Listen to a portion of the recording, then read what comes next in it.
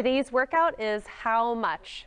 For time, we're gonna start with 60 sit-ups, 30 walking lunges, 60 air squats, 30 walking lunges, 60 air squats, 30 walking lunges, and then 60 sit-ups. So basically you're gonna be doing the walking lunges every time you swap between your air squats and your sit-ups, okay?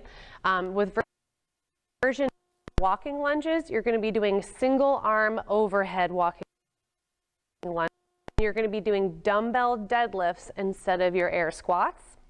On version 3, we're going to continue with the single arm overhead walking lunges, but instead of our air squats, we're going to be doing deadlifts. The RX weight for those is going to be 185 for men and 125 for ladies. I would choose a weight that you could easily do 15 reps or so unbroken, using your weight for the deadlifts, okay? For our sit-ups, you're just going to go ahead and lay down on the floor. We're going to reach back and touch the ground above our head, and then we're going to reach forward and touch our toes, okay? When your shoulders pass your hip, that's how you know that you've completed the rep, okay? So that's how you'll start with your sit-ups. You have those in every single version.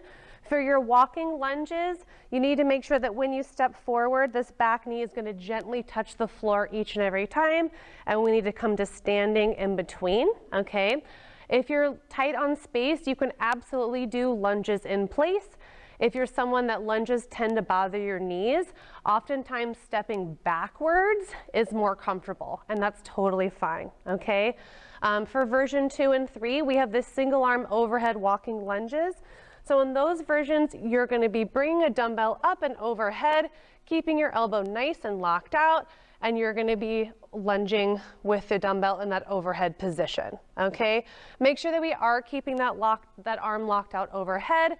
We don't want to be sagging the dumbbell closer and closer to our face, okay? With the dumbbell deadlifts, you're going to grab both dumbbells. We want to make sure that one end of the dumbbell touches the floor, okay?